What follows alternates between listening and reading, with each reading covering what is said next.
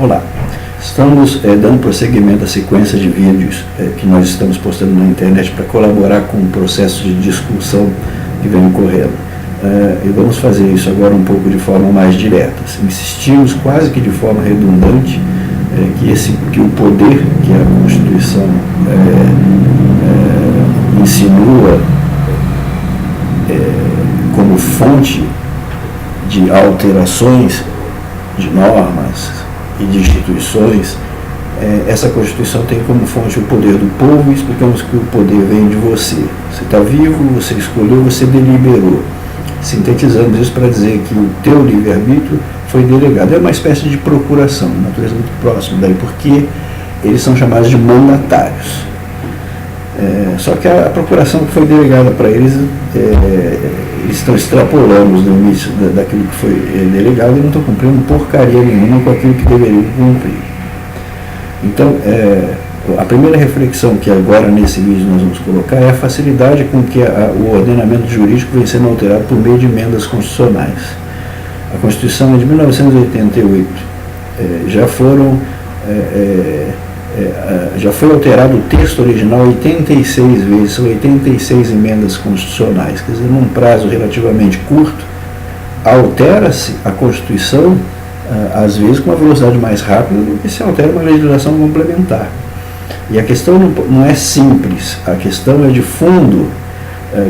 A Constituição, quando permite a revisão constitucional, a alteração constitucional, ela permite porque o mundo se modifica, as estruturas se modificam, então há um espaço para essa adaptação. Agora, não há espaço, não é compreensível dentro do jogo político que 86 emendas constitucionais, a última foi promulgada em março e diz respeito ao orçamento, tenham sido promulgadas. É como se estivesse vendendo empadinha. Quem quer empadinha, se a maioria total comprou empadinha, altera a Constituição inteira. Então, a segurança jurídica, a ordem, aqueles princípios basilares que são instituídos e que visam fazer com que o Estado ali então criado tenha ordem e progresso, ao contrário disso, estão pervertendo o sentido de desenvolvimento, de avanço, e na verdade, ao invés de promover o progresso, está promovendo o regresso. Mais do que isso, está promovendo desordem. O Brasil está passando por uma fase de desordem, tanto do ponto de vista formal, porque a Constituição vem sendo alterada, a revelia da lógica, da ordem, está se promovendo uma bagunça constitucional. Essa bagunça constitucional redunda em discussões que são levadas ao Poder Judiciário e sobre tópicos não raras vezes contraditórios, posições que são definidas que não se entende muito bem por quê. Então o Brasil está vivendo um caos geral. O bem comum, que é o fim princípio do Estado, que bem comum você, que é o povo, que delegou poder através dos seus representantes para promover o bem comum, que bem comum existe em tudo isso que a gente está vendo? Falcatruas em empresas públicas, Petrobras, não se está falando de milhares de dólares, estão falando de bilhões de dólares.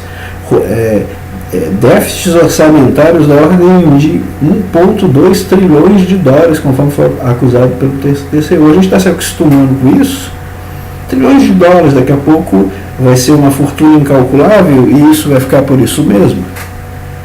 Isso é o bem comum que você deferiu ao legislador? E o que isso tem a ver com o processo de discussão da vontade e da representação popular? Isso é roubo. Isso é roubo. A questão da Petrobras, é bem comum você comprar uma empresa, como ocorreu em Passadina, pelo dobro do preço e comprar ela pela metade do dobro do preço do valor integral e depois perder uma questão de arbitragem, depois ter que pagar bem mais por isso? Que relação que existe entre uma coisa e outra? É prudente, é natural, é lógico, na sua casa você admitiria isso, que a presidente do Conselho de Administração, hoje, atualmente presidente da República, não soubesse, não teve escrito no papelzinho que ela está elaborando, como se a Petrobras fosse uma padaria, anota aí no papelzinho, não é assim que funciona.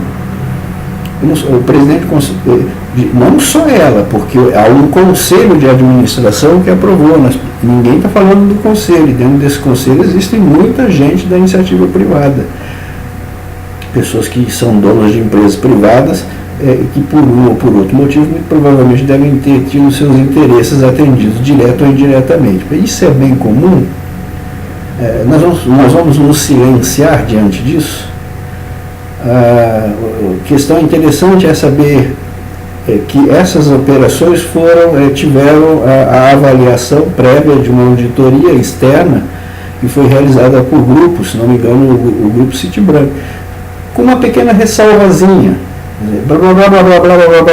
uma pequena ressalvazinha ambígua, sim, pode ser que, quer dizer,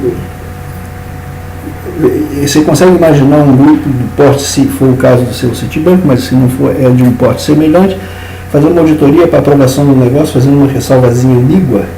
Quer dizer, ele faria essa ressalva para ele mesmo se ele tivesse que fazer um investimento? As empresas públicas estão de tal forma imbricadas com interesses privados, e os interesses privados estão fazendo a vez de agentes públicos incompetentes. Nós estamos vendo uma bagunça significativa, uma bagunça em que o privado e o público estão se tornando uma outra coisa, e essa outra coisa está no domínio do mundo.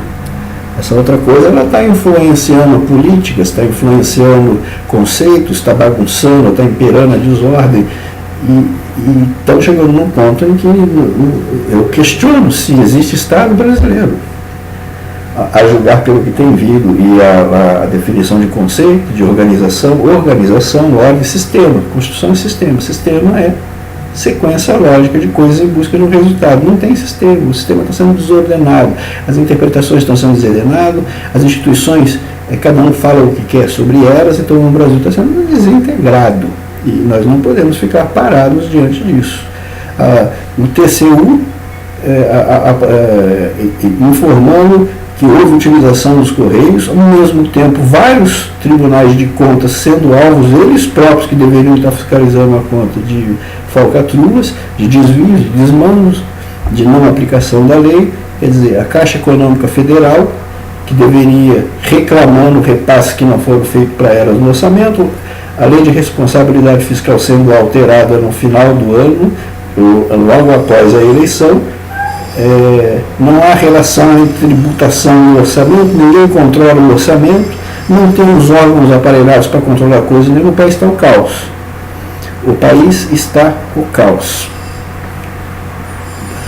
Em que situação se poderia admitir, e me refiro no Brasil, uma instituição financeira inglesa vir pedir desculpas, fazer uma meia-culpa, dizendo, olha, muito do recurso que foi usado foi enviado para o estrangeiro, para lavagem de dinheiro. Que controle é esse? Né? A história das instituições financeiras, principalmente o banco, que segundo dizem as lendas, foi criada com a premissa exatamente diversa dessa, foi criada na confiança.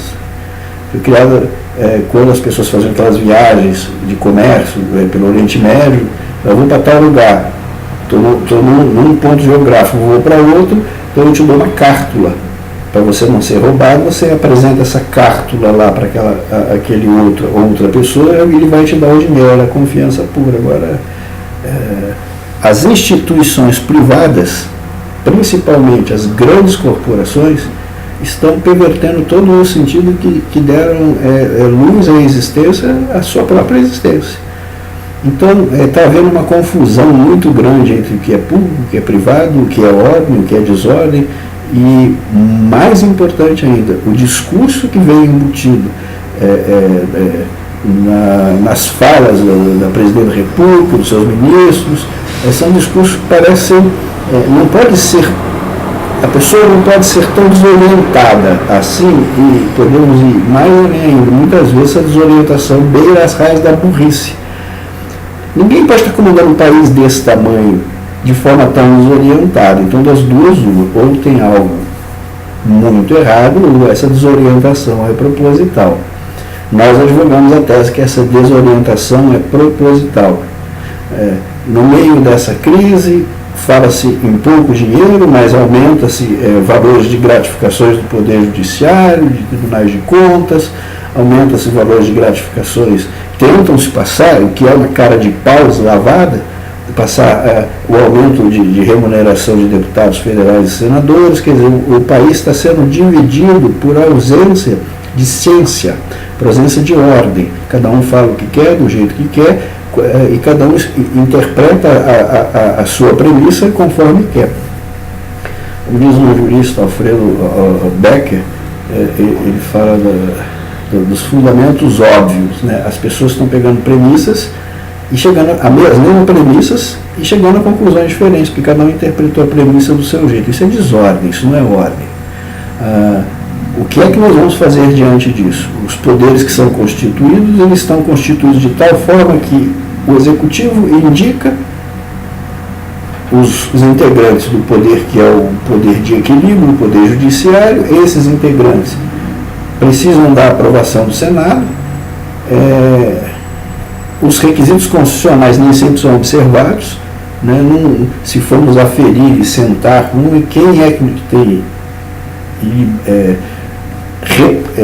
uma conduta ilibada e notório saber jurídico no Supremo Tribunal Federal. Temos vários ministros, mas eu tenho certeza que não são todos.